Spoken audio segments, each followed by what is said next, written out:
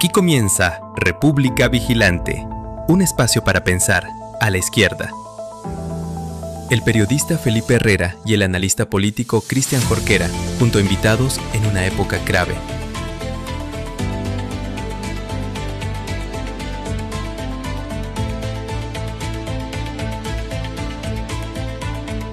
En Informe Chile, hablemos del país con inteligencia.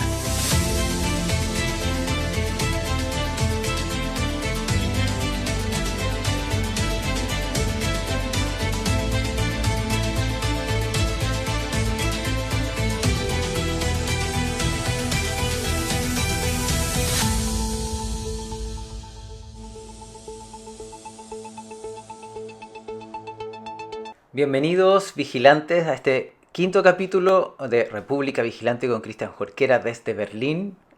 Bienvenido, Cristian. Te doy los honores para abrir Felipe. este capítulo. Gracias, Felipe. Un gusto estar acá como siempre en República Vigilante. Bienvenidos, bienvenidas a todos quienes nos acompañan hoy. Tenemos un muy interesante capítulo. Ha sucedido de todo en esta primera semana de gobierno, así que hay mucho que comentar, mucho que hablar.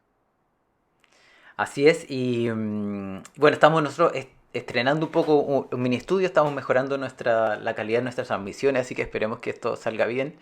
Y claro, no hemos grabado, tuvimos ahí unos capítulos en falso para ser honesto, porque han pasado tantas cosas, tratamos de actualizarnos, pero nada, aquí estamos para repasar lo que, como dice Cristian, lo que ha pasado estos primeros días, que parece mucho tiempo del gobierno de José Antonio Kast. Y tenemos un programa especialmente minucioso de lo que ha ocurrido. Vamos a conversar, hay varias cosas especialmente con estos hechos de la actualidad. Por supuesto, invitarlos a suscribirse, nos ayuda mucho que se suscriban, que le den like a tanto las publicaciones en TikTok como en YouTube, que compartan. Y nada, vamos con la editorial. Adelante. Editorial. Para nuevas perspectivas. Solo 7 días le bastaron a José Antonio Kast para demostrar que pareciera que la austeridad fue simplemente un eslogan de campaña. Mientras quienes nos escuchan están intentando sacar cuentas para poder llegar a fin de mes, lo que está haciendo el presidente José Antonio Kast es subirle el sueldo a cada uno de sus asesores e incluso el propio. Vemos que la Dirección de Presupuestos, la DIPRES, ha aprobado el nuevo reglamento relativo a los sueldos, en donde cada uno de los asesores de los principales ministerios del comité político pueden llegar a ganar hasta 9.900.000 pesos. Efectivamente, escuchaste bien, casi el doble del máximo impuesto por el gobierno anterior, por el gobierno de Gabriel Boric. Vemos entonces de que estos mismos personeros que criticaban el amiguismo del gobierno anterior, lo que están haciendo hoy día es jugar con la misma moneda e incluso, peor, entendiendo justamente que supera en más de 4 millones el límite anterior. Pero obviamente eso no es todo. También durante las diferentes campañas del presidente José Antonio Kast, vimos y lo escuchamos en diferentes entrevistas, en debates, en videos, incluso en tweets de manera literal, en donde él prometía de que si era electo se rebajaría su sueldo a la mitad como una forma de demostrar austeridad. Sin embargo, ¿cuál es la realidad? Un par de días después de asumir el cargo el 11 de marzo, en una entrevista con Canal 13 con Iván Valenzuela, le preguntan precisamente por esta promesa de su rebaja de sueldo y él confirma que no estaba en sus planes rebajar su sueldo porque, según él, esto es materia del Congreso. Entonces, si ahora esto es materia del Congreso, ¿por qué ocupamos entonces esta promesa vacía durante toda su campaña y durante cada una de sus intervenciones? Vemos entonces que lo que sucedió es que simplemente nos mintieron, te mintieron. Pero obviamente no se trata solo de plata lo que ocurrió esta última semana, es el desmantelamiento de lo que ya hemos ido avanzando a lo largo de estos años. Por supuesto, se armó la polémica porque se retiró de un solo plumazo 43 decretos por parte de la Contraloría que estaban a la espera de su toma de razón. Chile vuelve entonces, 43 decretos, relativos a la protección ambiental. Chile vuelve a ser una zona de sacrificio entonces para el extractivismo sin reglas. ¿Y cuáles son estos decretos que eran tan cuestionables? Los más viralizados que han ido publicándose son, por ejemplo, el plan de conservación de la ranita de Darwin, y la declaración como monumento natural por parte del pingüino Humboldt. Sin embargo, hay muchos otros, es decir, la norma de emisión para centrales termoeléctricas, por ejemplo, el plan de descontaminación atmosférica para Puerto Aysén, la norma primaria de calidad de aire para el plomo, más de 10 reservas y parques nacionales, las normas secundarias de calidad ambiental para la cuenca del río Huasco. Vemos entonces, como ustedes pueden también ver, en dónde está lo extremo de estos decretos, en dónde está lo tan problemático que hay que revisar con tanta premura estos decretos que parecieran ser tan elementales para la protección de nuestro medio ambiente. Y ojo, que también estamos retrocediendo en lo internacional. Vimos, por ejemplo, esta semana el portazo a la OEA. Dejamos de liderar en derechos civiles para alinearnos con los sectores más conservadores del continente y del mundo. La misión de Chile en la OEA se abstuvo de adherir a la declaración del grupo núcleo LGBTIQ+, de la OEA, siendo primera vez que Chile se abstiene de adherir a esta declaración desde la creación de este grupo hace más de 15 años, pasando incluso por el gobierno, por ejemplo, de Sebastián Piñera, que de igual forma adhería a esta declaración. Y no solo eso, también en la última sesión de la Comisión de la Condición Jurídica y Social de la Mujer de Naciones Unidas, Chile, adivinen, votó a favor de una moción de Estados Unidos que quería restringir el término género solo para hombre y mujer. Adivine también con quiénes fuimos los únicos que votamos a favor de esa moción, junto con Estados Unidos, con Pakistán y con la República Democrática del Congo. Porque así es como estamos ahora, alineados con el Congo y con Pakistán en las posturas más conservadoras del mundo. Y por supuesto, también está el tema de los indultos. No es casualidad que justo después de que se discutiera en el Congreso la terrible ley de conmutación de penas, que podría liberar a más de 12.000 reos peligrosos y violadores de derechos humanos, justo después Kast empieza esta ofensiva comunicacional respecto a que sí utilizaría los indultos. A propósito, una nueva contradicción, entendiendo que también en pleno debate presidencial él comentó que no estaba en sus planes utilizar esta facultad, el indulto. Y por último, la guinda del pastel. El gobierno también acaba de dar orden de reactivar todos los procesos de cobro relacionados al CAE, el crédito con aval del Estado. No hay condonación, no hay alivio, solo cobranzas. Mientras le suben el sueldo a sus asesores, amenazan también a su vez con restringir la gratuidad para los mayores de 30 años. Te amenazan con embargo por querer estudiar. Recortes y apretarse el cinturón para la clase media. Millonarios sueldos para sus amigos. Estamos recién en la segunda semana y la pregunta es inevitable. ¿Por esto votaste? Te leo en los comentarios. Hay que mantenernos más vigilantes que nunca. Muchas gracias, Cristian, por ese comentario. Es un súper buen resumen de lo que ha pasado la última semana, los primeros días de este gobierno de Kast, que nos ha tenido, como se ha dicho, ¿no? Como copando la agenda. Y el primer comentario que me viene es cuando, o sea, este gobierno que llegó como poniéndose a todo lo anterior, ha sido con permanente negación de, o sea, borrar, oponerse, retrotraer todo lo que se había hecho antes. Ese ha sido el mayor sentido de todas las acciones que han tenido. Y uno se pregunta, ¿cuándo vamos a empezar a ver realmente a Kast gobernar con sus ideas? En el sentido positivo, no de esta negativa a todo lo que se ha hecho. Absolutamente, y pareciera ser una suerte de venganza, entendiendo lo que ha ocurrido con las últimas medidas del gobierno anterior. Es decir, y lo vemos, por ejemplo, con los decretos que se retiraron de Contraloría, los decretos ambientales. Si luego el decreto de la ranita de Darwin se volvió a poner en Contraloría apenas un par de días después de que lo retiraron, era porque ese decreto no había para qué retirarlo. Es decir, era evidente de que haciendo un análisis previo, ex ante, se podría haber llegado a una mejor conclusión en vez de simplemente intentar borrar con el codo lo que se estaba haciendo hasta el momento, que es lo que pareciera que está ocurriendo, más que gobernar con las propias ideas, como tú bien dices. Sí, y por otro lado también me lleva a la reflexión la distancia respecto de lo que se dice en campaña y lo que se hace en la práctica. Uno entiende que puede haber un baño de realidad cuando se asume y tú moderes ciertas cosas que dijiste en campaña, pero es tan flagrante la posición contigo mismo, en este caso, que dices, no me voy a bajar el sueldo, después resulta que se lo sube, o no me lo voy a subir y se lo sube igual, se lo sube a los asesores,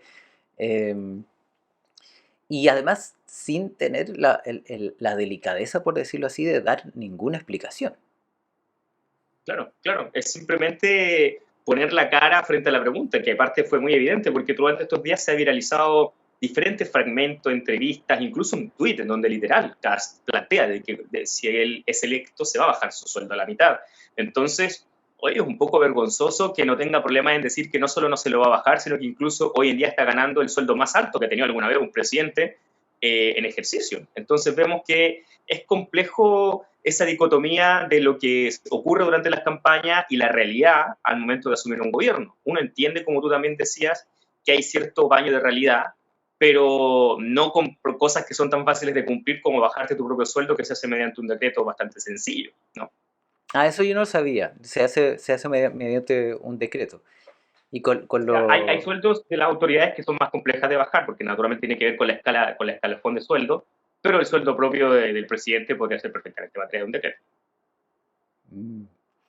Y con lo asiduos que están a hacer decretos, no hay ninguna excusa para que no lo puedan hacer. Claro, y podrían por último simplemente donar la mitad de su sueldo. O sea, formas evidentemente hay muchas, simplemente es algo que no quieren hacer, y de hecho Kast dice literal, la Iván Valenzuela, que no está en sus planes, porque eso es materia del Congreso, ¿no? Mientras se suben los sueldos a sus asesores. Un Congreso que tienen completamente en su control en cuanto a lo administrativo y por lo tanto a la capacidad de liderar iniciativas también. O sea, no es un gobierno que no tiene excusa para poder trabajar. Absolutamente. Y también, bueno, todo esto que hemos visto estos últimos días, yo creo que se engloba mucho en la estrategia que Steve Bannon, este ex asesor de Donald Trump, ha intentado como hacer famosa, digamos, que tiene que ver con el copamiento de la agenda. Y él es mucho más literal y explícito y habla del copamiento de la mierda, ¿no? Que tiene que llenarse de mierda la agenda de tal forma de lograr avanzar, hacer correr el cerco, porque van a haber cosas que van a pasar coladas, entendiendo que hay tantas cosas sucediendo a la vez. Y eso es precisamente lo que hemos visto estos primeros 10 días de gobierno. Muchas cosas sucediendo a la vez, muchos ministerios ejecutando justamente diferentes elementos, porque la idea es que los medios de comunicación no den abasto, ni la opinión pública dé abasto como para poder fiscalizar cada una de las cosas. Es ahí la importancia de mantenernos vigilantes, Felipe. Claro, leía este fin de semana que esa ideología, esa forma de hacer política corresponde a un estudio de pensamiento que lleva varios años en Estados Unidos, no recuerdo el nombre en este momento, y que también en Chile lleva varios años. Y ahí estuvo José Antonio Kast, o sea, están formados en la misma escuela. Absolutamente. Yo creo que esa es la mejor definición. Son parte de la misma escuela política, de forma de hacer política, y es por eso que, bueno, lo vemos con sus visitas que ha tenido estas primeras semanas, las personas que vinieron a su cambio de gobierno, la visita que tuvo con Orbán en Hungría. Es decir, es evidente que hay ciertas señales claras de cuál es su sector político y cuál es la forma de hacer política que va a ejecutar Kast, y así lo hemos estado viendo. Es preocupante, un poco angustiante, pero hay que mantenerse simplemente atento. Eso es importante. Y bueno, revisemos los detalles de eso en datos duros. Adelante, vamos. Las claves de esta semana. Datos duros para una república vigilante en Informe Chile. El Ejecutivo ha ejecutado una ofensiva administrativa masiva que incluye el retiro de la Contraloría de 43 decretos del Ministerio del Medio Ambiente y 5 del Ministerio de Energía, sumando en total 48 actos administrativos en revisión. Esta medida paraliza la creación del Parque Nacional Mar de Juan Fernández, la protección del pingüino Humboldt y la ranita de Darwin, además de normas de emisión para termoeléctricas y fundiciones.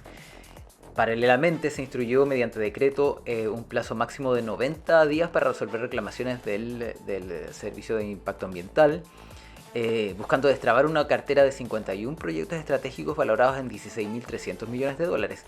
El proceso se completa con la solicitud de renuncia de jefaturas también del área de medio ambiente, la salida de una directora del CEA y el retiro de 5 nombramientos para tribunales ambientales. Estamos ante un desmantelamiento técnico de la herencia regulatoria del ciclo político anterior. El retiro de decretos no es una mera formalidad, sino una parálisis estratégica que busca recalibrar la permisología bajo criterios de eficiencia económica. Al remover a las autoridades, el gobierno descabeza la institucionalidad de control para asegurar que la nueva instrucción para destrabar estos proyectos en 90 días se cumpla sin resistencias burocráticas internas. la prioridad ha virado drásticamente de la conservación ecosistémica a la reactivación de capitales intensivos. Este es un hito sin precedentes en la gestión pública ambiental. ¿Y qué te parece? ¿Esto es una auditoría técnica o estamos ante un perdonazo para proyectos que no lograron superar sus estándares y que por lo tanto van a afectar el medio ambiente? La pregunta Sí, la está verdad es que sí, es un poco inentendible, es decir, lo mencionábamos recién un poco en la editorial. Son 43 decretos, 48 en total, si sumamos los de energía, que si los vemos en detalle, cuesta mucho encontrarle una vuelta ideológica, por así decirlo. Es decir, cómo el plan de descontaminación atmosférica de Puerto Aysén, por ejemplo, podría tener un tinte ideológico, sea de izquierda o de derecha. O sea, por supuesto que podría llegar a haber, podría existir, pero entendemos que son elementos técnicos en este caso. Es decir, ni siquiera es un reglamento, por ejemplo, que tiene que ver con una justificación política. No. Acá cada uno de los decretos son fundamentaciones técnicas que existen en cada uno de estos puntos, otros que son muy sentidos por la población, como lo vimos estas últimas semanas, como lo de la ranita de Darwin, el pingüino de Humboldt. Entonces, al final, cosas que caen de cajón, que no se entiende la razón real de por qué desmantelar todo esto. Es decir, la única razón que uno podría encontrar tiene que ver con un afán de destruir o de un poco borrar todo lo que hizo la administración anterior, de tal manera de empezar de cero e incluso mostrar, por ejemplo, lo del reingreso de la ranita de Darwin como una suerte de victoria, como algo positivo que se hizo por parte de este gobierno, cuando en realidad simplemente reingresaron un decreto que ellos mismos retiraron de la Contraloría. Es decir, se está haciendo un trabajo doble absolutamente innecesario y que en realidad no tiene mayor justificación. Sí, se conversaba harto también que este punto es un punto débil de la gestión, de lo que se califica un poco una gestión impecable en términos comunicacionales de cómo ha trabajado el nuevo gobierno. Eso está claro, comparado la agenda, ha quedado claro, dejaron a la oposición bastante noqueada, pero en particular el caso de la ranita de Darwin, por ejemplo, demostró que todo lo que dices tú, no verificaron que siquiera qué es lo que decía. Fue como un corte drástico sin evaluar nada. No sé qué tanto puede decir de cómo se va... ¿Qué tanto dice esto del gobierno? O sea, de cuáles son las ideas para gobernar para adelante. Sí, yo creo que es un pequeño disparo en el pie que yo creo que fue un poco inesperado incluso para el propio gobierno, entendiendo de que como están intentando hacer esta estrategia de copamiento, son tantas las cosas que están liberando y que lo están haciendo, que ellos pensaban, yo creo que temáticas ambientales en este contexto social chileno iban a pasar un poco piola, sobre todo cuando eran tantos decretos los que se estaban retirando. Pero entrando al detalle, vemos que efectivamente la población chilena todavía tiene justamente un espíritu medioambiental mucho mayor que el que podría pensar incluso el propio gobierno, y todavía hay cosas muy sentidas como lo de la ranita de Darwin o el pingüino Humboldt, y que yo creo que al final es reflejo de un pequeño disparo en el pie que va a tener que de alguna manera resolver, y que bueno, ya lo vimos, tuvo que ceder, por ejemplo, con la ranita de Darwin. Y lo que importante es no olvidarnos que hay otros 42 decretos que son igual o más importantes, entonces también hay que mantenernos muy atentos con eso. La administración de José Antonio Caz ha iniciado el uso de las 12 facultades de nombramiento directo en cargos de alta dirección pública, conocidas como balas de plata, destacando designaciones en el Servicio de Impuestos Internos, en la Dirección de Presupuesto, y además se ha fijado un nuevo tope salarial para asesores presidenciales de 9.963.058 pesos, un incremento aproximado del 81% respecto al techo de 5,5 millones bruto establecido durante la administración de Gabriel Boric. Los cargos estratégicos bajo la mira para estas designaciones incluyen la Dirección de Trabajo, la Comisión para el Mercado Financiero, el Banco del Estado. Esto lo conversábamos antes en la editorial, es una contradicción técnica entre la narrativa de austeridad fiscal aplicada a los ministerios, un 3% para todos, y la política de remuneraciones para el equipo de confianza. El Ejecutivo justifica este incremento bajo la premisa de atraer perfiles técnicos de alta especialización y posgrado, buscando blindar los nodos críticos también de la recaudación y la fiscalización con lealtades políticas directas. Esto son medidas que ha decidido el gobierno para asegurar esta esta agenda ideológica que empieza a asomarse, pero además generando una élite burocrática con bastantes altos sueldos. Nada, mientras se aprieta el cinturón de los servicios públicos, sube el sueldo de los asesores. ¿Cómo se sostiene esto políticamente frente a la ciudadanía? Sí, la verdad es que es impresionante. Casi 10 millones de pesos, literalmente, ese es el nuevo límite para los asesores de las principales autoridades del nuevo gobierno. Y la verdad es que es también inentendible. Es decir, ya no es solamente una contradicción, sino que incluso una afectación ético-moral, porque también cabe la pregunta de qué tan brillante tiene que ser una persona como para que se le tenga que pagar esa cantidad de sueldo o como para que necesite justificarse que requiere ganar 10 millones de pesos al mes. Es decir, yo estoy seguro que está lleno este país de sociólogos, antropólogos, cientistas políticos, economistas, que trabajarían felices en el gobierno por menos de la mitad de ese sueldo y que lo harían perfecto. Es decir, la gran justificación siempre es que son personas con un alto currículum que de lo contrario se irían al mundo privado. Yo les diría, perfecto, es decir, váyanse al mundo privado, no tengo ningún problema. Si su afán es neta para trabajar en el servicio público, es netamente ganar un buen sueldo, entonces no trabajen en el servicio público, porque por algo se llama servicio público. El Ministerio de Hacienda oficializó una reducción transversal del 3% en el gasto público que golpeará con mayor fuerza las carteras de salud y educación, con un ajuste proyectado de 1.041 billones entre ambas. El ministro de Hacienda, Jorge Quiroz, emitió un oficio instruyendo a todos los ministerios a reducir su ejecución presupuestaria en un 3% de forma inmediata. La medida busca un ahorro fiscal de 3.000 millones de dólares con un refuerzo adicional para alcanzar los 4.000 millones este año de dólares. El ajuste que forma parte del plan de José Antonio Kast para recortar estos 6.000 millones que decía en campaña en 18 meses recae con mayor peso en carteras sociales debido a su magnitud presupuestaria. Salud debería ajustar cerca de 517.000 millones y educación aproximadamente 524.000 millones.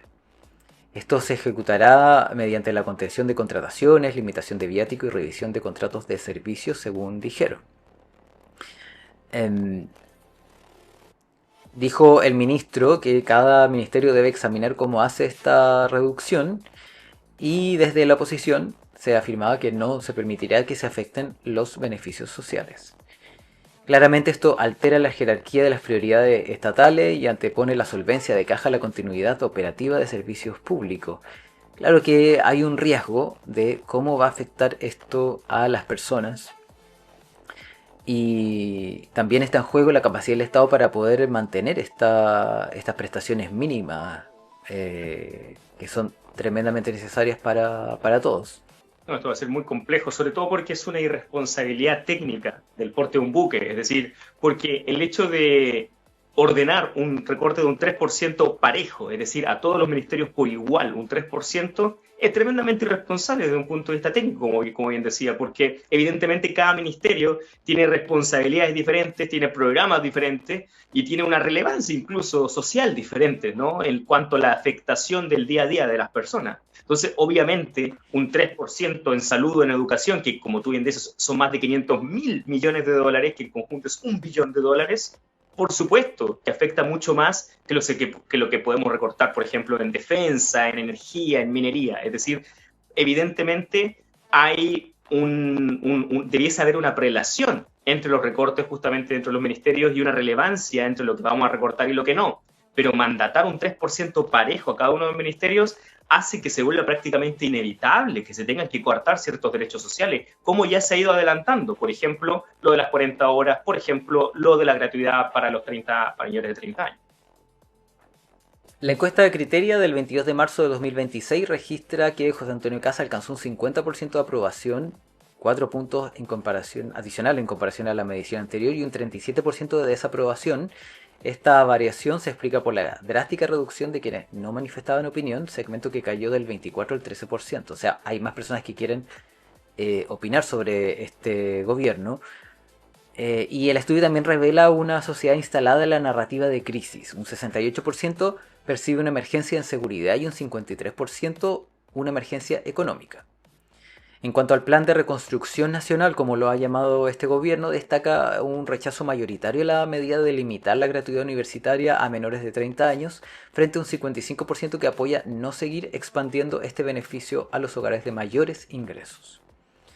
Este crecimiento simultáneo de la aprobación y el rechazo indica una polarización acelerada que acorta el tradicional periodo de gracia de la nueva administración.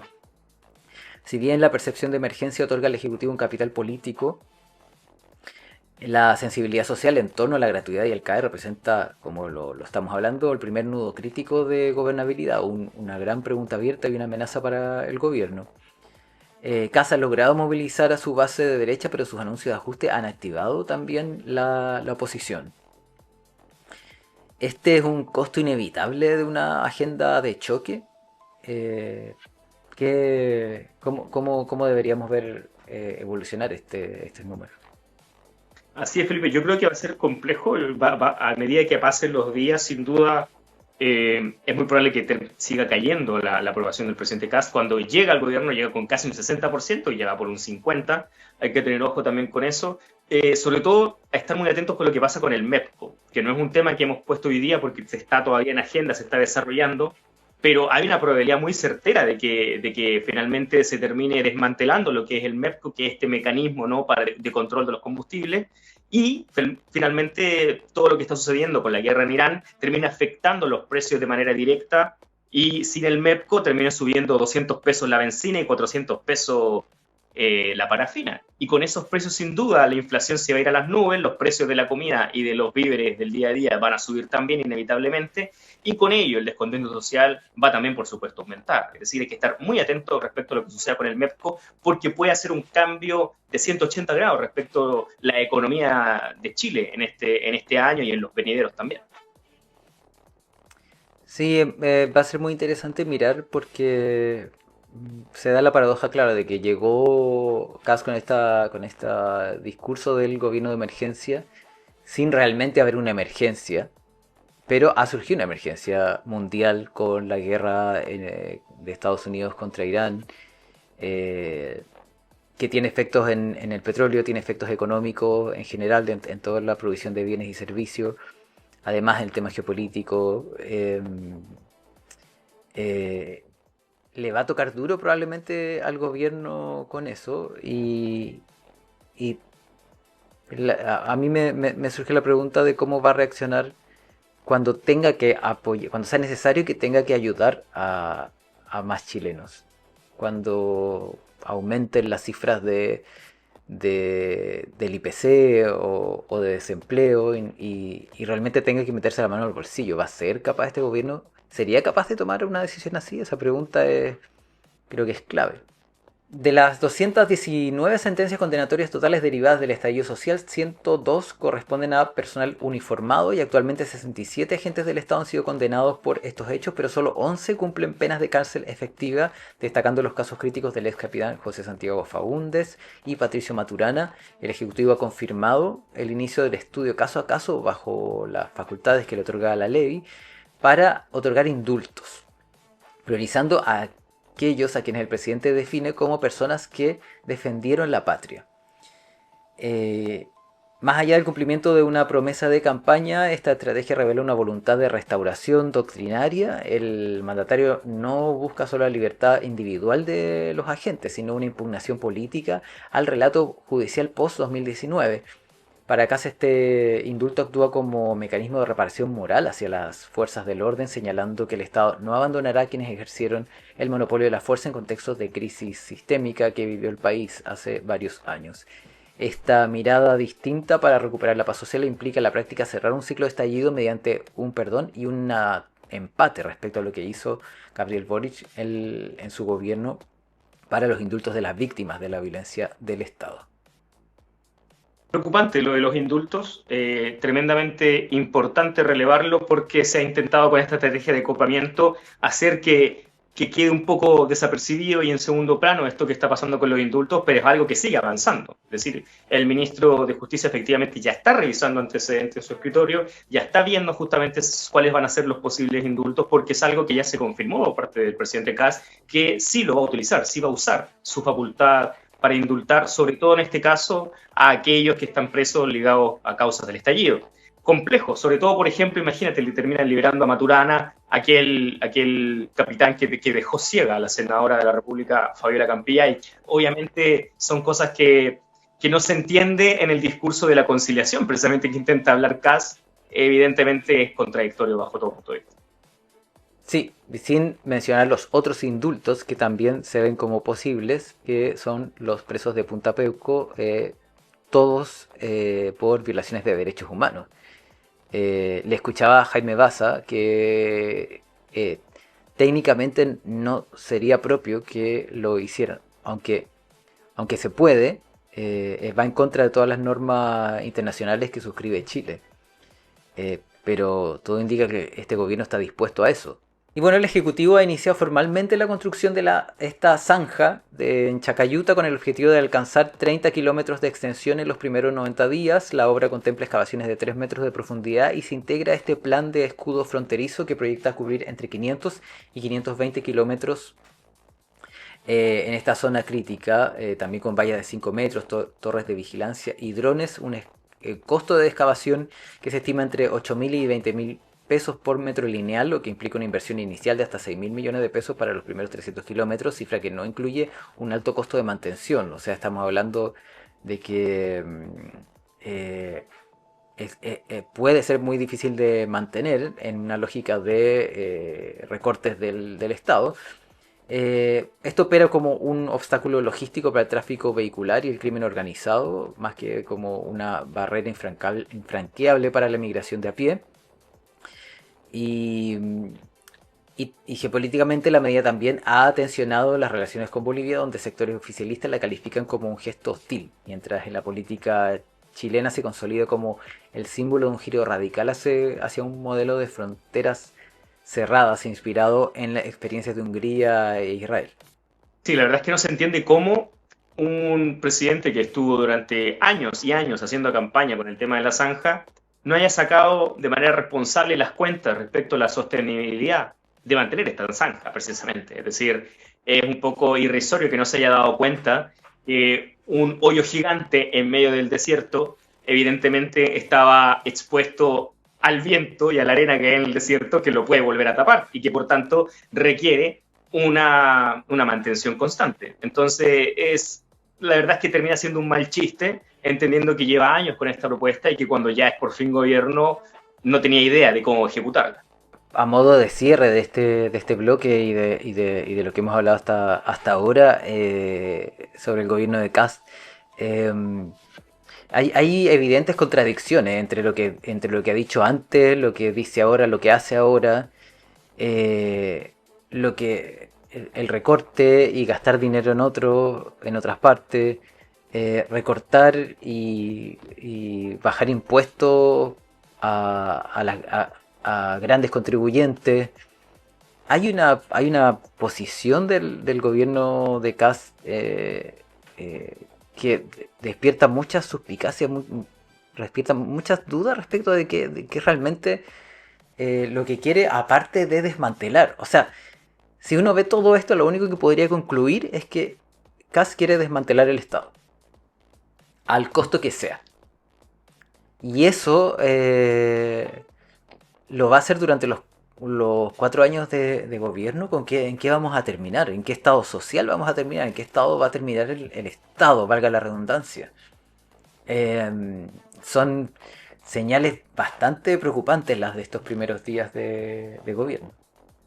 Sí, y eso es tremendamente importante, Felipe, mantenernos atentos, porque llevamos recién 10 días de gobierno y el desmantelamiento ya es evidente. Es decir, entonces, claro, ¿qué viene para adelante? Es decir, ¿cómo vamos a terminar una vez que finalice el gobierno de Kast? Yo creo que tenemos que intentar proteger los avances que hemos ido desarrollando con el pasar de los años, porque de otra manera, es decir, ya nos van a seguir pasando a gato por liebre. Y de estos 43 decretos ya tomamos como un gran logro, como una gran victoria que se reingresara, por ejemplo, el decreto de la ranita de Darwin, pero ¿qué pasa con los otros 42? Entonces, eso es lo que hay que tener ojo, porque al final esa es la estrategia, ¿no?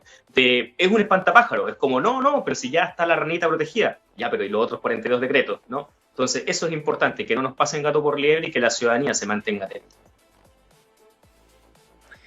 Bueno, otro recordatorio para suscribirse y acompañarnos a estar vigilantes de la democracia y de lo que va pasando en el país, porque va a tener efectos, todo esto tiene efectos en la vida cotidiana. Lo que es necesario poner en perspectiva. En común, temas para una república vigilante. Muy bien, para este tema en común, Felipe, hoy día he traído todo lo que tiene que ver con las modificaciones que pretende hacer el Ministerio del Trabajo a la ley de 40 horas. Es tremendamente importante hablar este tema, yo creo, Felipe, porque al final ha sido muy polémico, muy bullado el tema de que quieren modificar las 40 horas, pero claro, acá ya estamos empezando a aterrizar a cuáles van a ser efectivamente los puntos a los que hay que ponerle mayor ojo. ¿Qué nos dice el subsecretario del Trabajo, Gustavo Rosende? Nos adelanta estos 3 cambios que buscan hacerle al proyecto de 40 horas. Si bien dijo que confirmó que no se iba a afectar este cronograma, en abril en abril de este año se baja a 42 horas y luego en abril del 2028 a las 40 horas, él dice que ese cronograma no se va a ver afectado, pero sí ciertos elementos de la implementación. En primer punto está la modificación a la banda horaria especial, que actualmente la ley de 40 horas especifica una banda horaria entre 8 a 10 de la mañana, con la cual aquellos trabajadores que son padres o madres tienen la posibilidad de llegar un poco más tarde y de salir proporcionalmente a esa entrada, ¿no? Si es que tienen hijos o hijas. Esto ya es en principio complejo, ¿no? Entender que esto es un avance, fue una flexibilización que se logró hacer junto a la derecha en el gobierno de Gabriel Boric. Fue una concesión precisamente que hizo la derecha para que existiera esta posibilidad para los padres y madres. Fue algo que impulsó mucho el Ministerio de la Mujer en el gobierno de Boric y que lamentablemente hoy se ve en riesgo esta franja horaria especial. El segundo punto que se quiere modificar tiene que ver con el artículo 22 en el inciso 2, que habla de los cargos que son excepciones en la implementación de las 40 horas, ¿no? Aquellos que no tienen supervisión directa, que son gerenciales, etcétera, etcétera. Bueno, quieren ampliar mucho más esta definición de tal manera que las 40 horas no se le aplique finalmente a todo el mundo o en términos generales. Y por último, la tercera modificación, que yo creo que es la más compleja, tiene que ver con la revisión de la aplicación de la hora de colación respecto a las 40 horas. Y yo creo que esta es la más compleja de todas porque curiosamente es en la que menos quiso ahondar el subsecretario del Trabajo. Cuando se le intentó preguntar más, él dijo, literal, acá lo tengo textual, dice, lo que no queremos es que esto se transforme en una reducción horaria que vaya más allá de las 40 horas originales, porque lo que quieren hacer es que se pueda considerar la hora de colación como aquella hora extra que se está descontando día a día. ¿Por qué? Porque si excluimos la hora de colación, bajo la perspectiva del subsecretario del Trabajo, estaríamos disminuyendo a 35 horas y no a 40, porque es la hora de colación menos la hora de las 40 horas. Pero en realidad el espíritu de la ley, por supuesto, que siempre quiso dejar fuera de estas 40 horas la hora de colación. Es lo que sucede, por ejemplo, en Alemania. Aquí, donde estoy yo precisamente, así es donde sucede. Son 35 horas semanales y se deja fuera la hora de colación. Sucede lo mismo en Francia, sucede lo mismo en Suiza, en Dinamarca, en Suecia. Vemos entonces que en realidad se quiere afectar de manera directa el espíritu de la ley y Felipe, tenemos que mantenernos vigilantes con esto porque no puede pasar colado entre tanto copamiento que quieren justamente modificar esta importante ley que es un avance sustancial para los trabajadores en Chile. Sí, claro, yo me imagino que la estrategia ahí de los empleadores sería sumarle a la hora de colación, sumarle los minutos que tienen que dejar para que se vayan antes. En el fondo que tienen más colación, pero se van a la misma hora que se van antes. Claro, claro, Tiene exactamente. la misma jornada. Y claro, es una interpretación súper mañosa del espíritu de la ley. O sea, no está transgrediendo Sí, completamente completamente. la Y idea vemos de que la también la gente se afectación. vaya antes de su casa. Exacto. Y la afectación para los padres y madres, por supuesto, que tienen esta franja horaria especial, que fue una concesión muy importante y que lamentablemente también se quiere ver afectado. Hay que estar muy atentos porque en realidad son como pequeños cambios los cuales ni siquiera quiso ahondar mucho el subsecretario, pero que ya están dejando ver que quieren afectar derechos sociales sustanciales que hemos ido logrando. Sí, justo te iba a comentar eso, porque hablamos de este copamiento, de esta cantidad de propuestas, de decisiones más bien que está tomando el gobierno, pero todo se juega en la letra chica finalmente. Entonces hay que estar viendo, entrar en el detalle del decreto, de lo que dice, como hiciste tú en el análisis, lo que dice el ministro, lo que no dice el ministro, lo que no dice el subsecretario, en fin, o de la dirección de trabajo. Exactamente. Harto trabajo para la oposición. Sí, sí, y eso va a ser interesante ahí sobre la oposición, ver cómo va avanzando su trabajo. Ahí vemos cuál es tu tema en común a Sí, propósito. y yo justo quería hablar de Gustavo Gatica porque a mí me llamó la atención estos 25 oficios que presentó ahora este fin de semana sobre la rebaja del 3% en un ambiente en que se ha puesto en cuestión, y era que no, cuál es el rol de la oposición respecto de estos primeros días del gobierno de Kast. Claramente una posición que terminó mal de las en las elecciones de la Cámara, en las elecciones administrativas de la Cámara, especialmente el Frente Amplio, el Partido Socialista y de ahí para la izquierda, el Partido Comunista y todo ese sector de la izquierda. Em, y está en veremos cuál va a ser la posición en común o individual. Ya ni siquiera sabemos si van a hacer acciones en común para responder a todas estas iniciativas del gobierno. Cuando hemos visto algunas acciones que pueden tener más sentido un poco para la galería, pero ni tanto como cuestionar si la primera dama usa o no un gorro para servir almuerzos en la moneda. Son acciones que parecen más bien insignificantes y no relevantes comparada con todos los otros temas en los que todavía eh, es necesario exigir claridad. Entonces, por nombrar algo, las tiras raras, tú nombrabas lo de las 40 horas, el detalle de las 40 horas, el detalle de cuál van a ser las rebajas para lograr ese 3% de reducción del gasto ministerial. No sabemos el detalle. Y ahí es donde Gustavo Gatica presentó estas 25 oficios que me imagino que tiene que ver con que es uno por ministerio, algo por ahí, o por servicio, y que responde a una pregunta que tenemos todos. Y desde ahí quiero relevar la figura de Gustavo Gatica, en tanto lo hemos escuchado algunas entrevistas en el último tiempo, y él llega con esta doble intención, diría yo. Por un lado, muy amistoso, muy propositivo, muy abierto al diálogo democrático, pero por otro lado, demostrando con estas acciones que también se puede tener esa buena onda, por decirlo así, pero se pueden tomar acciones críticas y duras para exigirle al gobierno lo que se le puede exigir desde la posición de un diputado y que tienen esta facultad de oficio que por decirlo así, no deja, es vinculante en la medida en que le tienen que responder. Pero aparte de la respuesta no hay ninguna otra obligación. De ahí el diputado va a tener que ser inteligente en poner esto a disposición de la opinión pública, en generar otras instancias. No es que vaya a cambiar algo con el oficio, eso es un hecho, pero sí va a ejercer un rol y ejerce una labor de comunicación necesaria. Y creo que es una buena señal, creo que es una buena señal para lo que sí puede hacer la izquierda, para lo que sí puede hacer la oposición, y en este ánimo vigilante que tenemos que hacer. Eh, él llega, y para cerrar mi tema, llega con intenciones de preocuparse de la salud mental, de derechos humanos, de discapacidad y de seguridad también. Y eso creo que es muy interesante. Él dice que la seguridad también es calidad de vida. También es un derecho humano la seguridad. Me parece que así lo dice. Creo que ahí hay harto que mirar.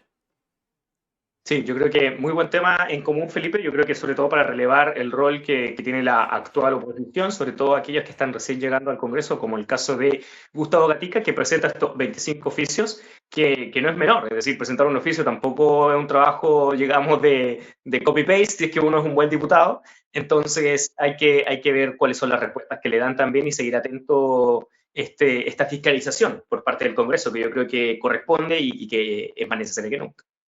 Sí, como ya hemos dicho, un Congreso que está desfavorable para la oposición en cuanto a organización especialmente, Y creo que también nos corresponde a nosotros acompañar estas gestiones y darle la visibilidad, porque no van a tener la visibilidad en la mayoría de los medios, ¿no? Estamos con una agenda, ya hemos dicho hasta el cansancio, copada, pero también copada en las prioridades discursivas, en qué se destaca, qué no se destaca. eh, Nada, han sido 10 días intensos, que nos auguran mucho trabajo para el cuidado de esta democracia. Totalmente, hay que seguir el ritmo, eso es importante, ¿no? Que no nos pasen por Sí. encima. Y para eso tenemos, para comenzar sobre uno de los temas importantes de estos primeros 10 días de gobierno, el medio ambiente, tenemos una invitada especial para la entrevista de este capítulo. Perfecto, vamos con ella. Cara a cara. Entrevistas. Conversaciones a la izquierda en la República Vigilante. En Informe Chile. Bienvenida Paula Villegas, estamos aquí en República Vigilante. Paula Villegas es ecóloga y activista y la invitamos porque el medio ambiente es el gran tema que ha aparecido como relevante, donde va a haber muchos efectos esta política del gobierno de Kast, y parece necesario que estemos más que nunca vigilantes de esto, y Paola Villegas es una vigilante del tema medioambiental, así que muy bienvenida a República Vigilante. Bienvenida, Pau. Hola, muchas gracias chiquillos, muy contenta de estar aquí, muy contenta de compartir conocimientos y conversar y debatir, que para eso he venido, para eso está este programa también. Y bueno, vamos a partir como por lo inmediato. ¿Ya? Fuiste parte de la convocatoria a ONGs, a organizaciones relacionadas con el medio ambiente el sábado. Si nos puedes contar de Sí, qué se trató eso y cómo estuvo la convocatoria. ya, perfecto. Bueno, esto se trata de cuando vimos que Kast había ganado las elecciones el año pasado, un grupo de personas, de organizaciones, específicamente de 10 organizaciones ambientales, que nos conocíamos hace varios años, hemos trabajado juntos en distintas áreas, dijimos tenemos que hacer algo porque esto se viene pesado, eh, sabemos más o menos para dónde va la mano, de acuerdo a las declaraciones del candidato, las cosas que proponía, la gente que proponía sus ministerios, entonces dijimos tenemos que organizarnos, y pensamos en llamar a una asamblea abierta para tratar de movilizar a la mayor cantidad de gente posible, a la mayor cantidad de organizaciones posible, y este llamado en general fue a organizaciones, no a personas individuales, y tuvimos una excelente respuesta. Tuvimos más de 400 inscritos, tuvimos una asistencia de al menos 300 personas, entonces fue bastante bueno, bastante ¿Y qué impactante. organizaciones están convocadas? ¿De qué organizaciones estamos hablando? Estaban convocadas todas las organizaciones de carácter socioambiental de Chile, esto significa de ambiental en cualquier área, defensores territoriales, y todas las áreas que se sintieran convocadas también, porque claro, vamos a hablar de esto que está pasando ahora, y todos aquellos que se sientan, todas aquellas organizaciones que se sientan que tienen algo que decir en este tema, son bienvenidas. Ya, y llegaron 300 organizaciones, un número súper grande de todo Chile. Y bueno, ¿cuál fue el sentir en general del... Um, Fue en general un sentido de esperanza, de que nos encontramos, de que nos unimos para trabajar, para proponer, hacer propuestas, para ver qué ideas tenemos, para hacer un análisis de la situación también y ver cuáles son los caminos que podemos tomar. Y por supuesto unirse a esta alianza que se llama Asamblea Ecologista de Chile, que abarca a todo el territorio nacional. Tenemos representantes de organizaciones de todo el país. Hablando de temas específicos de preocupación ¿Ya? de estas organizaciones, estamos hablando de temas de agua, de energía, de derechos en general, de cualquier tipo. Si nos puedes... Claro, sí.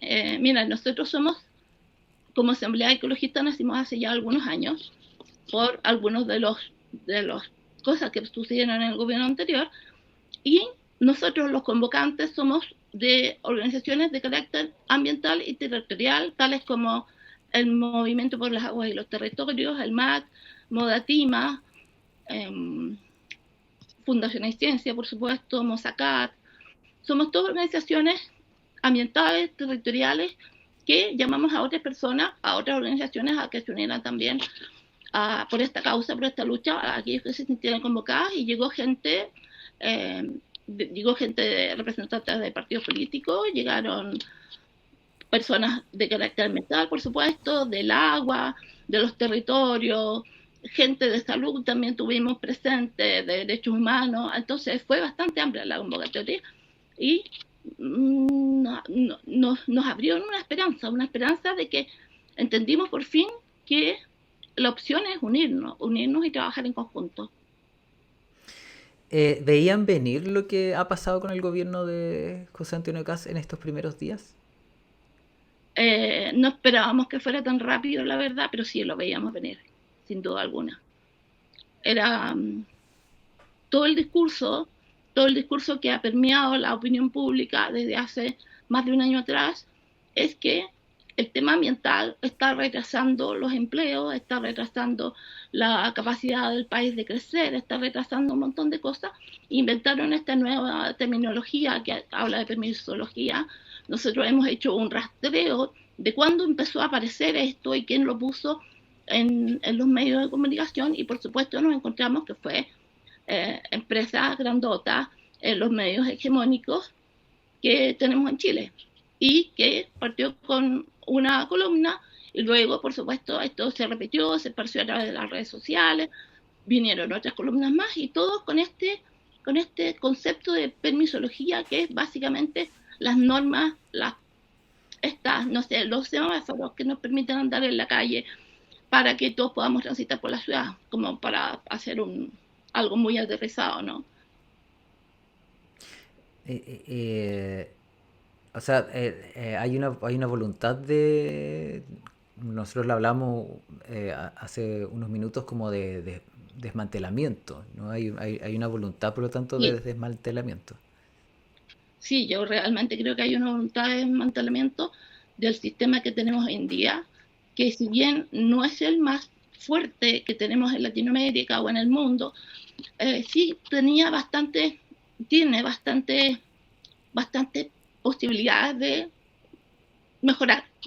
Y esto era lo que se estaba haciendo durante el gobierno anterior, a través de distintas legislaciones, bajando las legislaciones a lo que es la aplicación propiamente tal. Aquí, permítanme un minuto, les voy a contar que existe lo que se conoce como una pirámide de relaciones de las leyes, que no recuerdo muy bien, creo que se llama la pirámide de Kessler, en las cuales tenemos una jerarquía de leyes, en las cuales arriba tenemos la Constitución en la punta de la pirámide, hacia abajo tenemos aquellas normas,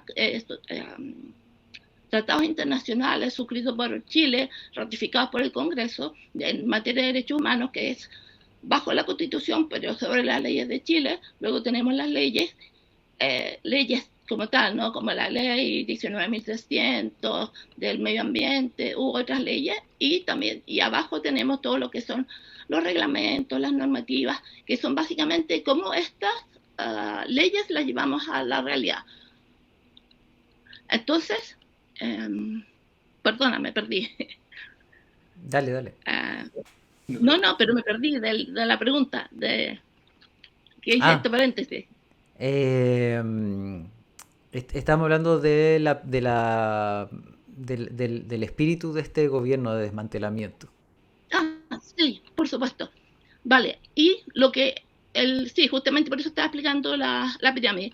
Es porque justamente el presidente tiene la facultad de eliminar lo que son reglamentos, decretos, normas, y el gobierno de Kast entró y en los primeros 10 días retiró todos los proyectos de Contraloría, retiró todos los proyectos en materia ambiental de la Contraloría para que no siguieran su curso normal. Según el relato público, que hace el gobierno es que quieren hacer una auditoría interna al gobierno anterior, pero nosotros estamos hablando del Estado y el Estado no puede cambiar con el gobierno de turno. O sea, vamos para un objetivo determinado, que en este caso es proteger a la población, proteger la salud de los ecosistemas, también de las poblaciones, de los territorios en general. Y nos encontramos con que, por supuesto, existen distintos reglamentos que favorecían la bajada de estas leyes hacia el territorio, hacia lo que es la realidad, hacia lo que es el cotidiano, y al eliminarlos todos, estas leyes quedan como letra muerta. De eso estamos hablando. Entonces tenemos leyes que son poderosas, como en leyes de gestión territorial, por ejemplo, que hoy en día quedan sin efectos, o leyes que abarcan sobre el cambio climático a largo plazo y que quedan convertidas en letra muerta porque no tienen un reglamento de bajada. Ahora, el gobierno dice que una vez que se asegure que va a estar bien técnicamente, los va a reponer.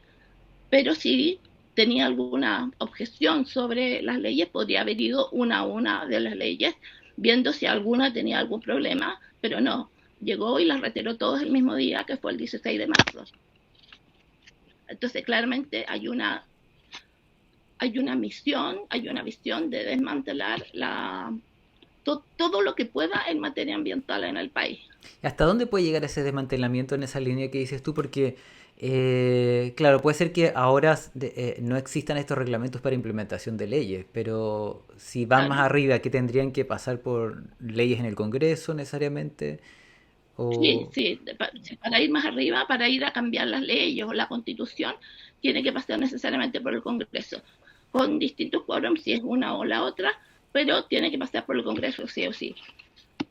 O sea que claramente entonces, esto ya está más difícil. Estamos pensando, Sí. Esto no es simplemente una eficiencia administrativa, ya se puede ver No, que hay una voluntad más de... en mi opinión sí, porque como les digo, si hubiera un problema técnico, si hubiera evidencia de un problema técnico real, sería fácil decir, acá ocurrió un problema, retiramos la ley, lo volvemos a poner cuando corresponda, y fue. Pero no, acá se trata de desmantelar todo lo más posible que pueda, Claro. en el menor tiempo posible también. Y también la idea es, por supuesto, mi guagua tiene que aparecer en pantalla. De hecho, lo vimos, ¿no, Pau? O sea, hace unos días vimos que precisamente el gobierno volvió a reingresar, por ejemplo, el decreto de la ranita de Darwin después de un par de días de haberlo retirado, ¿no? Es un gran ejemplo de que en realidad no tenía gran problema el decreto, como que lo retiraron porque sí nomás, ¿no? Claro, lo retiraron junto con todas las otras demás, las demás. Y básicamente, probablemente porque no les afectaba mucho a sus objetivos reales que tiene el gobierno actual. Y en términos de cuáles son los que sí tienen impacto de todos esos decretos, ¿cuáles tienen impactos que no han sido tan mediáticos de estos decretos? Bien, vamos al hueso, así me gusta. Bueno, tenemos reglamentos en el área de cambio climático. Existe ya el reglamento para cambio climático, para una visión de cambio climático a largo plazo en el país, para, por supuesto, proteger a la población, ya sabemos.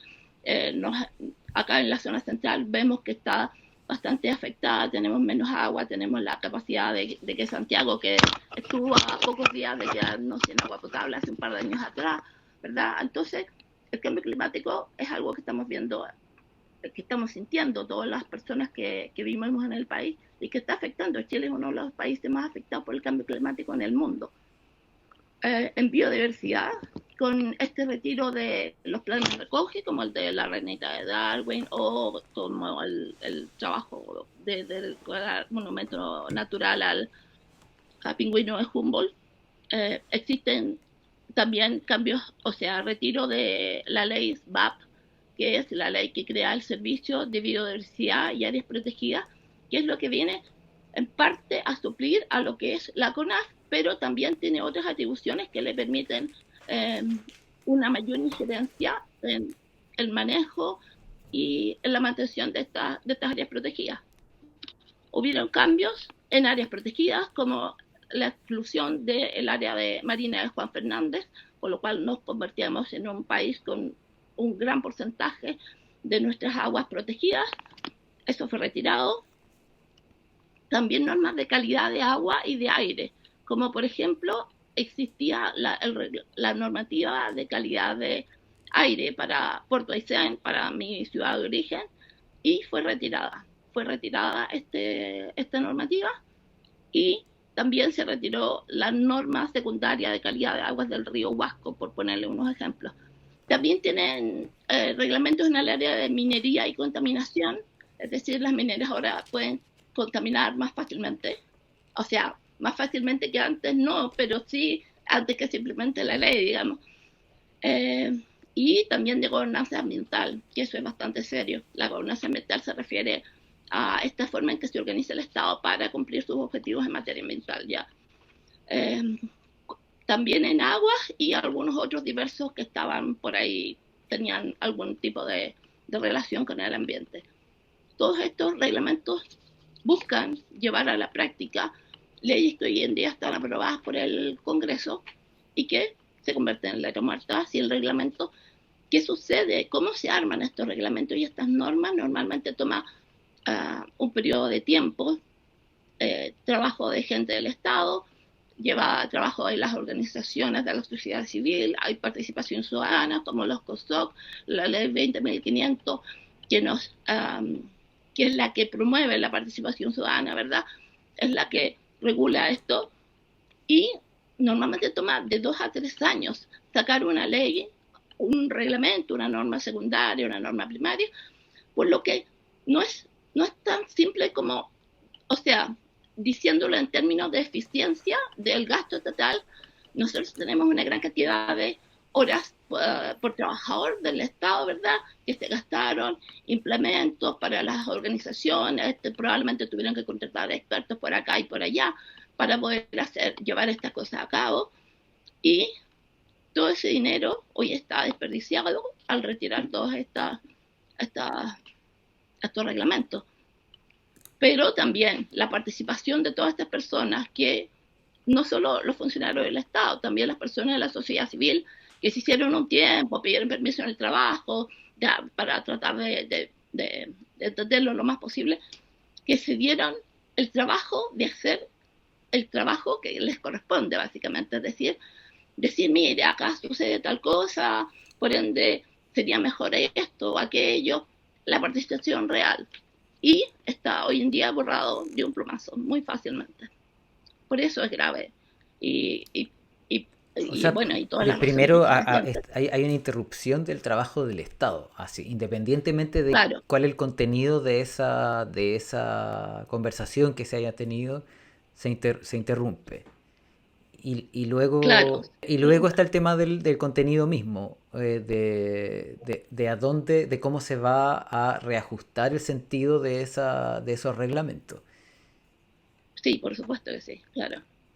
Y Entonces sí, nos encontramos con que todas esas horas trabajo en organismos públicos están con horas muertas. Estos contratos que se hicieron con proveedores, con especialistas, están en cero, porque todo ese trabajo avanzado hoy día fue borrado. Entonces, claro, va más allá que solo la interrupción del Estado, que ciertamente se produce. Y claro, probablemente no todo el mundo entienda lo que es el Estado, pero el Estado y el gobierno no son lo mismo. Ya, o sea, solo para sí. los oyentes. Nunca está de más recordar eso. Sí.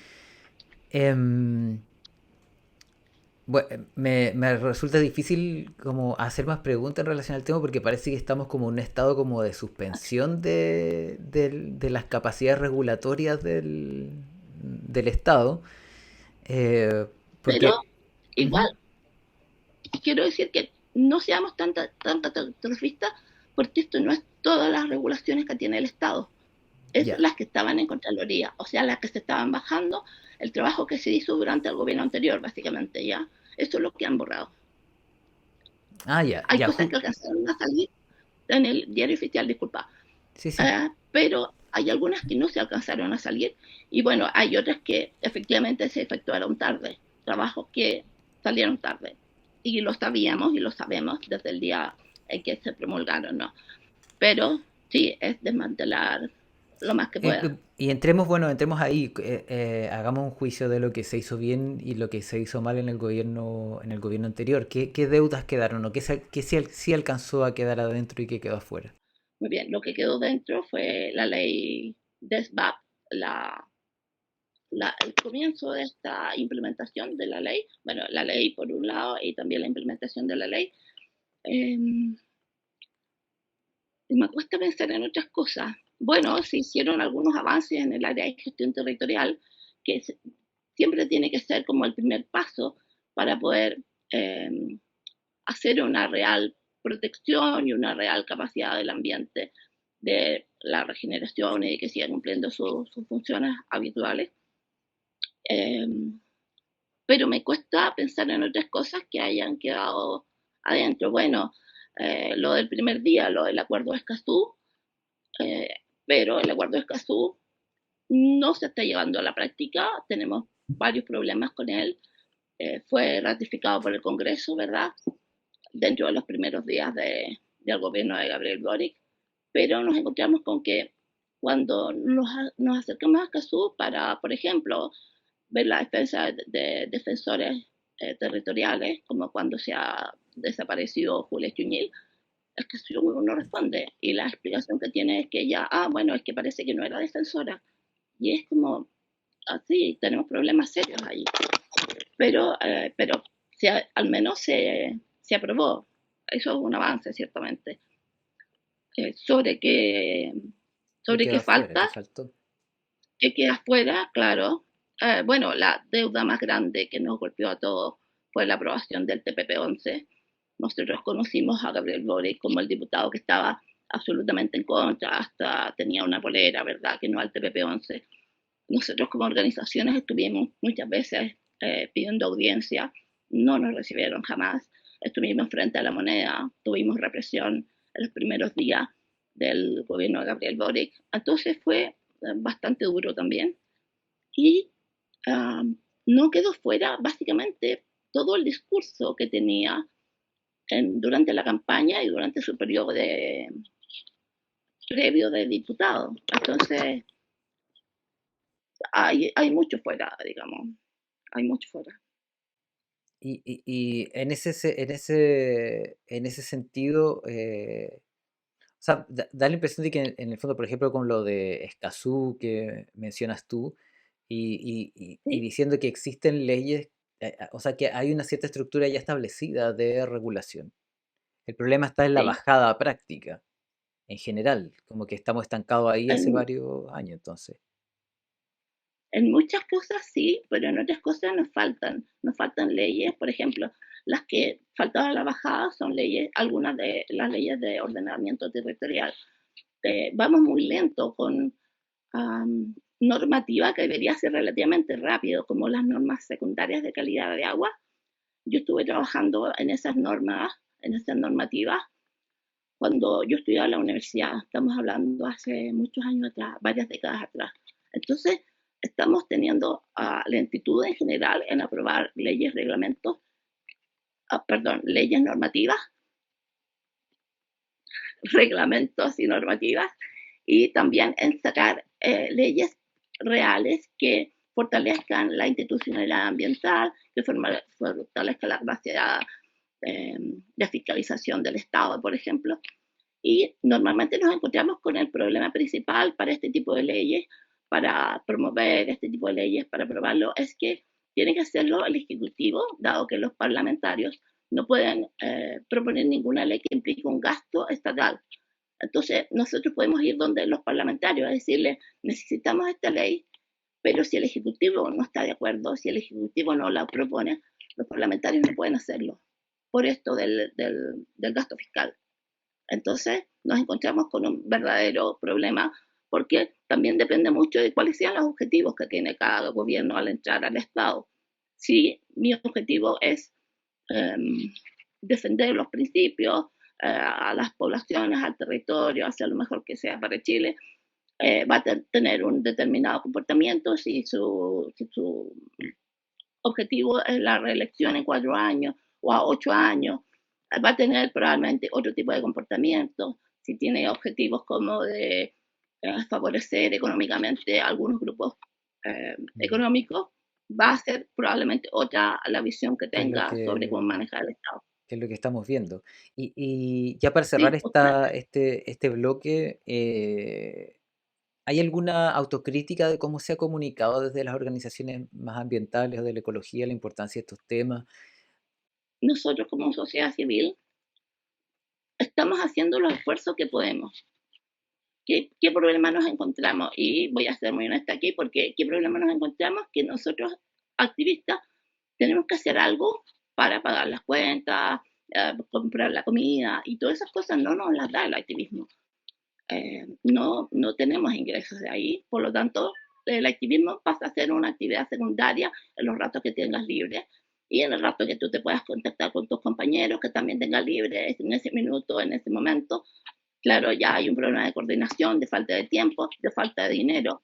Eh, y de verdad que hemos hecho bastante trabajo en divulgación, pero principalmente a través de los medios alternativos, no de los medios económicos hegemónicos que están en visión de todo el país, sino que de medios más pequeños, a través de canales como aquí mismo, a través de columnas de opinión, de programas, pero no podemos llegar a la mayoría de la población porque no tenemos los medios para ello. Entonces, ciertamente puede ser que hayamos podido hacer las cosas mejor, sí, yo creo que sí, pero también es cierto que, dado los recursos que, hija, vale, eh, dado los recursos que tenemos, yo creo que igual hemos avanzado bastante. El problema es que durante al menos el gobierno pasado no tuvimos el respaldo del gobierno, no tuvimos, hija, por favor, no tuvimos un correlato. Tenemos un problema también con los medios de comunicación, ya lo hemos dicho en otras ocasiones, ¿verdad? Tenemos los medios hegemónicos que están dominando el panorama nacional. Eh, yo me retraigo algunos años atrás, como en la época de la dictadura, habían medios que eran masivos, de público masivo, de izquierda, que han sido cerrados todos durante la democracia. Entonces cada vez tenemos menos espacio de participación, de comunicar al gran público cuáles son nuestras visiones y cuáles son nuestro relato. Yo creo que también hay algún problema en transmitir a la realidad lo que significan algunas leyes, algunos reglamentos, algunas normas.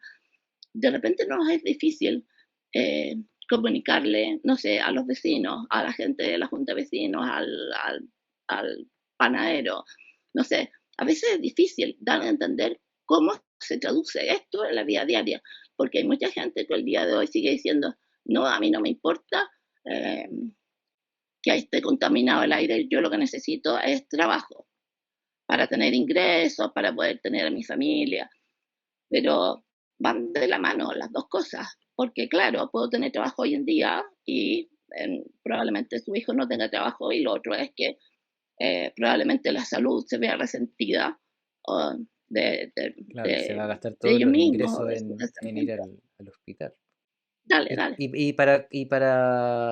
¿Hacia dónde debería apuntar entonces el trabajo o de esta reunión de que hablamos al principio? ¿En Sí. qué, en qué, en qué línea van a trabajar, con qué objetivos y qué ya tienen en mente de organización Tenemos y en de mente motivos varios de trabajo? objetivos, pero aún estamos en la discusión de cómo afrontarlo, de cuál es la mejor manera de organizarnos, porque tenemos que ver bien quiénes se integran en definitiva, hacer un análisis con números sobre la mesa. Tuvimos el primer encuentro, entonces necesitamos algo más de tiempo para hacer un análisis de los datos que tenemos, ver cuáles son las posibles vías para los objetivos, que es básicamente evitar la desmantelación absoluta en materia ambiental en Chile, um, y tratar de proteger los territorios y a los defensores ambientales tanto como podamos. Bueno, Muchas ¿ah? gracias, Paula Villegas, por este repaso del Gracias. estado, del estado de las organizaciones y de la defensa del medio ambiente. Es un tema bastante complejo. Yo reconozco que Justamente. a mí me cuesta también entenderlo por todas las dimensiones que implica, todas las áreas, todas las organizaciones, todos los Claro. enfoques, todos los niveles en los que se trabaja. Y es necesario estar vigilante sobre esto. Así que, bueno, vamos a seguir conversando. Caminando por el desierto. La travesía por la izquierda en la República Vigilante. Informe Chile. Bueno, Pau, te invito entonces a caminar por el desierto, esta sección en donde hablamos un poco sobre la izquierda, sobre lo que ha ido ocurriendo, sobre cómo llegamos finalmente a este gobierno de José Antonio Kast. Para empezar, Pau, pasamos de soñar con la constitución más verde del mundo a un Kast que borra de un plumazo, ¿no? Ya lo veíamos estos 43 decretos. ¿Por qué tú Claro. sientes que para el chileno común, para el chileno de a pie, la protección de la naturaleza se percibe casi como si fuera un estorbo, como algo irrelevante, cuando en realidad es algo que es de nuestro día a día? ¿Por qué piensas que al chileno a pie no ha logrado permearle esa importancia que tiene el medio ambiente? Porque no hemos tenido una comunicación eficiente desde el Estado, no hemos tenido una planificación de la comunicación, de cómo educar a la población desde temprana edad. Tenemos programas desde hace, no sé, al menos desde el 2000, 2000 y tanto, que han aparecido Explora, ¿verdad?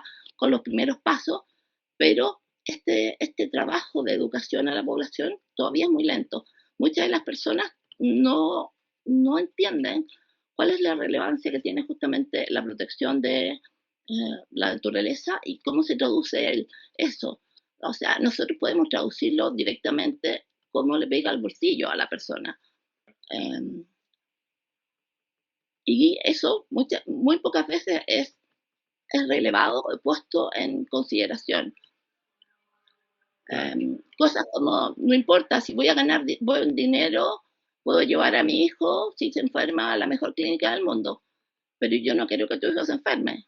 Entonces, por eso están las normas, los reglamentos, las leyes, por eso existe toda esta institucionalidad estatal, porque estamos hablando también de un tema de protección de la población, de protección del territorio, y eso es muy difícil hacerlo entender, y bueno, y no tenemos las herramientas, la educación básicamente, eh, probablemente tenemos una crisis ahí que, que abarca a todas las esferas, tenemos muy poca, uh, una muy alta proporción de la población que no entiende lo que lee. Eh, Probablemente las redes sociales ayudan un poco a esto, a que todos sean en pocos caracteres, en redes muy rápido, mucha imagen, pero también tenemos un problema serio de falta de una educación y esto fue producto de esta instalación del modelo neoliberal a sangre y fuego, con el bombardeo de la moneda, el asesinato del presidente Allende. Y no podemos olvidar que eso plantó en Chile esta semilla del individualismo, del que yo me rasco con mis propias uñas, y hemos venido, luego la democracia lo siguió repitiendo, el modelo, me refiero, no hubo ningún cambio de modelo, y hoy en día todo el mundo más o menos se deja llevar por los grandes medios de comunicación y por redes sociales. Claro, es muy cierto, ¿ah? Eso sobre todo, por ejemplo, la importancia de aterrizar tal vez los temas de tal forma que la gente lo logre transformar y entender cómo le afecta en su vida diaria, digamos, ¿no? Que el tema de los humedales, Claro, que el tema del agua, no es algo que esté lejos, sino que es algo que de alguna forma también le afecta, ¿no? por supuesto que sí, estamos destruyendo nuestra casa.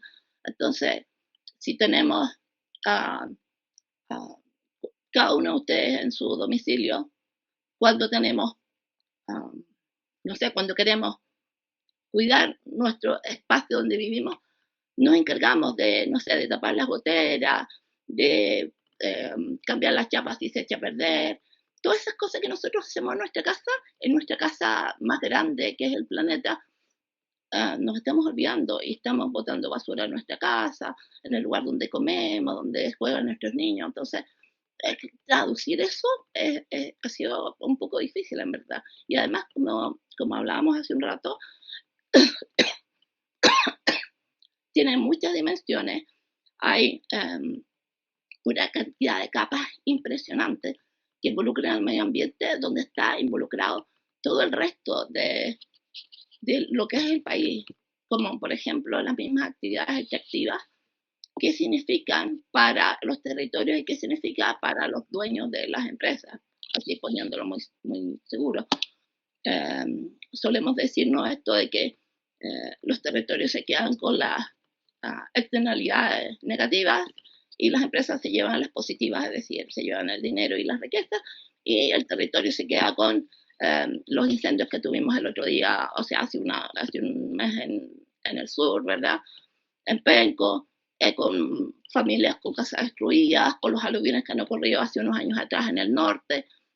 Con eso nos quedamos en el territorio, y eso es lo que estamos tratando de evitar. Y eso es muy difícil, a menos que ocurran estas cosas terribles, y no queremos que sucedan, pero probablemente las cosas que hemos pasado espero sirvan para que la gente vaya tomando un poco más de conciencia de por qué importa este tema. Claro, totalmente, Pau. Bueno, el desierto, si algo nos enseña, es a sobrevivir con lo mínimo, ¿no? Entonces, ¿tú cuál crees que es el mínimo no negociable, por así decirlo, que la izquierda tiene que defender a lo largo de este gobierno? ¿Cuál crees que es el gran tema en el que hay que estar atentos y que no tenemos que transar por ningún motivo? Depende de qué área estemos hablando. Porque el caso del medio ambiente y en general, claro. No podemos admitir retrocesos. No podemos admitir retrocesos en lo ya avanzado en materia medioambiental. Eso tendría que estar fuera de toda discusión. Como ya mencioné antes, Chile es uno de los países más vulnerables al cambio climático. Vemos las afectaciones al día de hoy, que la población ya la está sintiendo en su día a día, me refiero. No podemos tolerar la regresión ambiental. Tenemos también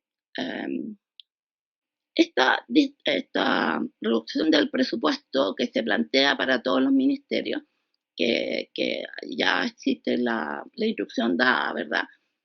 Nos genera un serio problema, no solo en materia ambiental, sino que en distintos ámbitos. En materia ambiental, el ministerio está creado hace muy poco tiempo, entonces todavía no tiene la estructura, no tiene, tampoco generamos ingresos, ¿no? Como pueden ser otros ministerios que pueden obtener dinero de privado, como minería, de repente agricultura. En el área medioambiental no tenemos eso. Entonces, se hace muy difícil poder mantenerse incluso con una reducción del presupuesto tan brutal. Y, por otro lado, no sabemos en qué va a afectar. De repente dicen, bueno, vamos a revisar los contratos, pero eso significa, por ejemplo, menos gente que esté fiscalizando, menos gente que esté revisando que, no sé, los reglamentos nuevos que salgan desde ahora tengan la suficiente sustancia técnica, expertise, que estén bien desarrollados. Es menos tiempo, por ejemplo, para hacer ese tipo de cosas. En este escenario de retroceso ambiental, ¿no? Bajo esta administración de Kast, hablemos un poquito, algo un poco más positivo. ¿Dónde tal vez tú ves un brote de esperanza para la comunidad científica y para los territorios en general? ¿De dónde nos agarramos, por así decirlo, para poder seguir vivos y atentos estos 4 años que vienen? Bueno, yo creo que la esperanza se vislumbró este fin de semana en el encuentro que tuvimos con las organizaciones territoriales, y también lo vimos en la calle el día domingo en la Marcha por el Agua, donde tuvimos probablemente unos 20.000 asistentes, personas que están dispuestas a salir a la calle para decir basta del retroceso, necesitamos cuidar nuestros cauces, necesitamos cuidar nuestros ríos, porque necesitamos cuidar los territorios. Eso me parece que es una esperanza. Me parece también que todo lo que es lo que significa la presión de la población organizada va a ser muy importante en el actual gobierno. No podemos soltar eso. Y por supuesto la coordinación entre nosotros y ese tipo de cosas. Perfecto. Yo creo que ese es un muy bonito mensaje y muy importante mensaje para quedarnos aquí, Felipe, al final de esta entrevista. No, la esperanza todavía está ahí, ¿no? La vimos acá el fin de semana, vimos que las organizaciones se están moviendo, vimos que la gente, la ciudadanía está saliendo a las calles, están manifestándose y hay que mantenerse atentos y vigilantes durante estos siguientes 4 años. Sí, yo al Exactamente. escucharte, Pau, no quise interrumpir, pero me quedé con una idea que tú comentaste que, o sea, pienso que falta quizás renovar la esperanza de que se puede vivir mejor, porque ahora estamos con la simple esperanza de que puedo tener más dinero para vivir mejor. Y Claro. ahí se van todos los esfuerzos, ¿no? Y se van todos los esfuerzos del gobierno también. Pero hay otras formas también de vivir mejor que no están quizás sobre la mesa y que como izquierda, sobre todo en este bloque, no hemos podido poner ahí sobre la mesa. Y ahora cuando se habla de que el discurso político no va tanto sobre la racionalidad de los números, sino sobre la emocionalidad, esa emocionalidad de vivir mejor quizás es una esperanza también para por dónde debería ir el discurso. Sobre todo para otro punto también que me hace pensar lo que tú dices, que es que el medio ambiente no paga. No, no, no, Justamente. no genera ese tipo de retorno. Entonces es otro nivel de conversación. En efecto, no vamos a volver a tener el mismo día de hoy, mañana, no vamos a tener los ciclos que se alteran no se van a desalterar.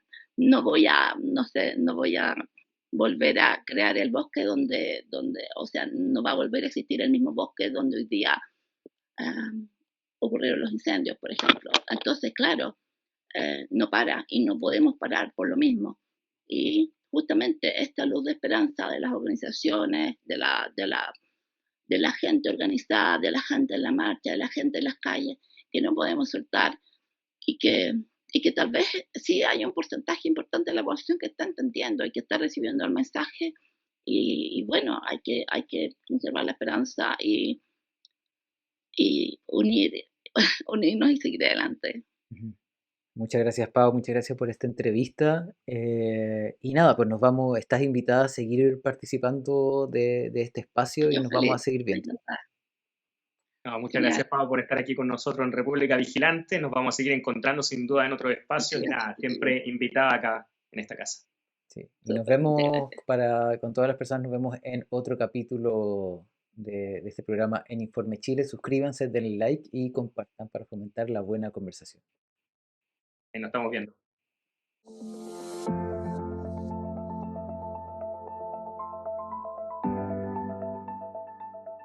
Aquí comienza República Vigilante, un espacio para pensar a la izquierda. El periodista Felipe Herrera y el analista político Cristian Jorquera, junto a invitados en una época clave.